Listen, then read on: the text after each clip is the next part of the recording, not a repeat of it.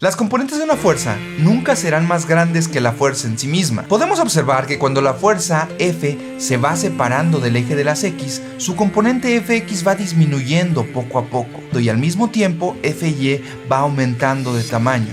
Esto va a ir pasando hasta que lleguemos a 45 grados. En 45 grados ambas componentes van a ser exactamente iguales. Después de 45 grados va a seguir disminuyendo Fx y va a seguir aumentando Fy, hasta llegar a que cuando la fuerza es totalmente vertical, Fy va a ser del mismo tamaño que la fuerza y Fx vale exactamente 0.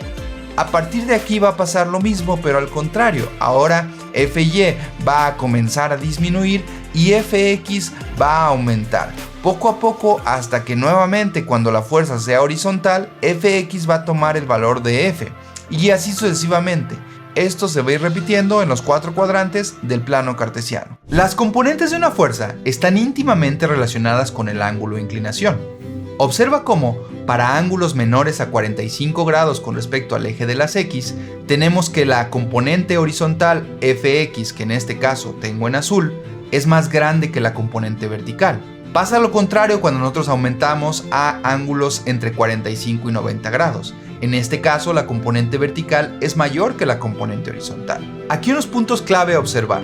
Cuando el ángulo es de 45 grados, ambas componentes son exactamente iguales. Y cuando tenemos ángulos como 0 o 90 grados, tenemos una única componente, ya que en el caso de 0, la componente horizontal es exactamente igual a la fuerza y la componente vertical es 0. Y en el caso de 90 grados, la componente vertical es exactamente igual a la fuerza y la componente horizontal es 0. Como puedes observar, esto es un maravilloso ciclo que se repite infinitamente. Para obtener las componentes de una fuerza en 2 dimensiones, puedes tener dos ángulos. Un ángulo con respecto al eje horizontal, es decir, el eje de las X, o un ángulo con respecto al eje vertical, es decir, el eje de las Y. Si tú vas a calcular las componentes con el ángulo con respecto al horizontal, vas a utilizar coseno para la fuerza en X y vas a utilizar la función seno para la fuerza en Y. Si tú vas a utilizar el ángulo con respecto al eje de las Y, vas a utilizar coseno para Fy y vas a utilizar la función seno para la fuerza en dirección de X, es decir, Fx. Es importante reconocer que los ángulos se complementan, es decir, si el ángulo con respecto a las X aumenta, el ángulo con respecto a las Y disminuye y viceversa, están relacionados. En particular en esta imagen podrás observar que la suma de estos dos ángulos va a dar siempre 90 grados.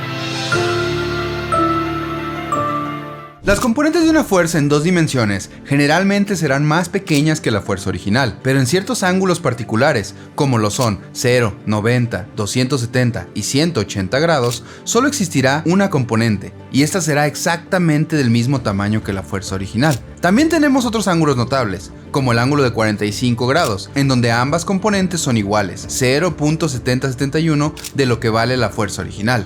Por otro lado, en ángulos como 60 grados, la componente que está junto al ángulo vale exactamente la mitad de la fuerza original. Observa en la animación cómo, independientemente del tamaño de la fuerza original, se cumple lo que te acabo de platicar. Cuando el ángulo es de 45 grados, las componentes son iguales. Cuando el ángulo es de 30 o 60 grados, hay una componente que vale la mitad.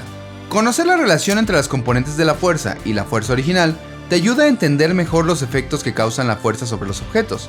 ¿Habías notado que existen estos ángulos especiales?